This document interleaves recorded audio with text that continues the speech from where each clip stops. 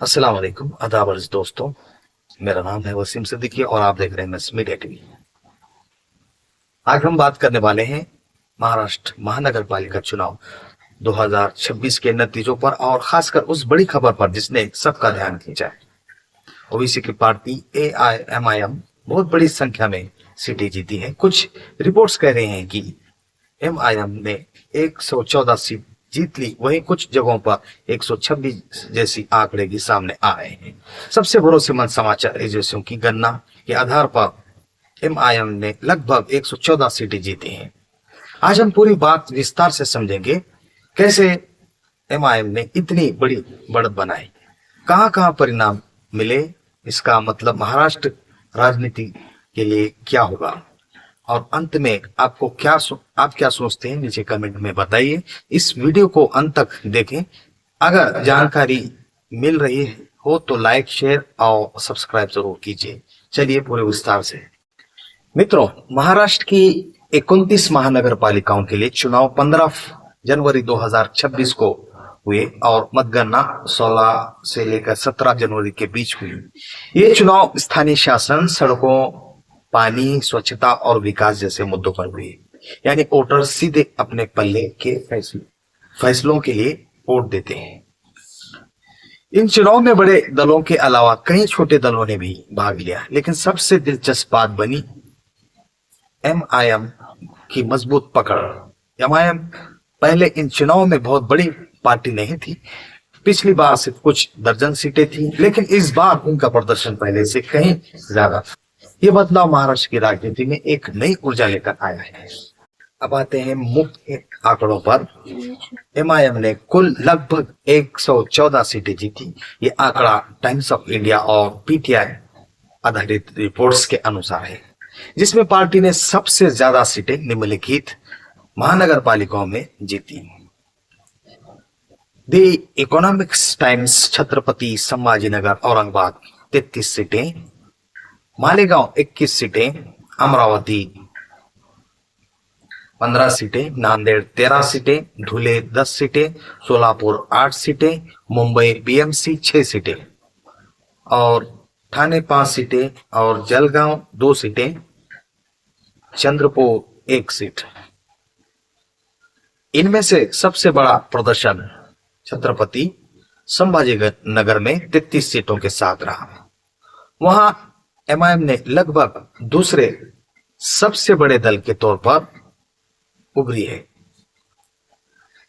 ध्यान रखें, BMC जैसे बड़े निकाय में भी MIM को कुछ सीटें मिली, जो इतिहास में पहले कम हुआ करता था।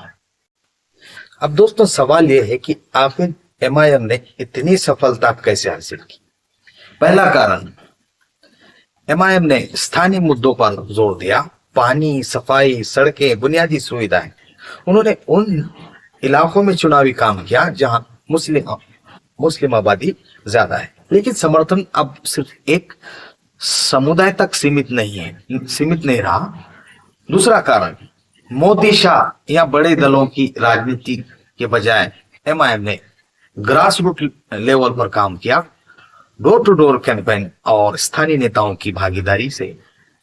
तीसरा कारण, कांग्रेस, NCP और SP जैसे पारंपरिक विपक्षी दलों के वोट बंटने से मुस्लिम वोट का अधिकांश हिस्सा AIMIM के पक्ष में गया। मतलब वोट स्लिप्ट नहीं हुआ और MIM को फायदा मिला। सोशल मीडिया और वीडियो कैंपेन का इस्तेमाल, खासकर युवा वोटर्स के बीच MIM की बात पहुंच गई। इस सब के कारण MIM को फायदा हुआ। अब बात करते हैं बड़ी पार्टियों की स्थिति पर। BJP, महायुति, शिंदे शिवसेना, NCP, इनका प्रदर्शन बहुत मजबूत रहा, खासकर बड़े महानगरों में। उदाहरण के लिए BMC में BJP का प्रदर्शन सबसे आगे है और वह वहां बहुत बहुमत हासिल कर के करीब है। BMC मुंबई BJP महायुति ने यहाँ भारी संख्या में सीटें जीती, जबकि MIM को कुछ सीटें मिली। NCP, कांग्रेस और MNS, इनका प्रदर्शन अपेक्षाकृत कमजोर रहा। कई जगह पर ये पार्टियां एमआईएम और बीजेपी के बीच पीछे छूटती हुई दिखाई। इससे साफ दिखता है कि महाराष्ट्र में बीजेपी महायुति अब भी लोकल स्तर पर मजबूत है, लेकिन एमआईएम ने अपनी जगह बना ली है जहां वह निर्णायक भूमिका निभा सकती है। दोस्तों, अब बात करते हैं यह परिणाम महाराष्ट्र की राजनीति को आगे कैसे प्रभावित करेगा। पहला, एमआईएम अब नगर निगम और महानगर पालिका स्तर पर वोटर बेस के रूप में उभर चुकी है और भविष्य में विधानसभा चुनावों पर भी इसका असर देखना दिलचस्प होगा। दूसरा, बीजेपी महायुति को स्थानीय स्तर पर अपनी नीतियों को और मजबूत करना होगा, क्योंकि विपक्ष अब सिर्फ कांग्रेस एनसीपी नहीं बल्कि एमआईएम जैसे दल भी बन चुके हैं। तीसरा, राजनीतिक समीकरण बदल सकते हैं। अगर एमआईएम कहीं गढ़ बना लेती है और वहां अलायंस फॉर्मेशन की कुंजी बन रहती है। दोस्तों, आप क्या सोचते हैं? क्या एमआईएम महाराष्ट्र की अगली बड़ी पार्टी बनने जा रही है? क्या बीजेपी महायुति आगे भी सिलसिला बरकरार रख पाएगी? नीचे कमेंट बॉक्स में जरूर बताइए। अगर आपको यह जानकारी सही, साफ, अपडेटेड लगी हो तो लाइक करें, शेयर करें, चैनल को सब्सक्राइब करें।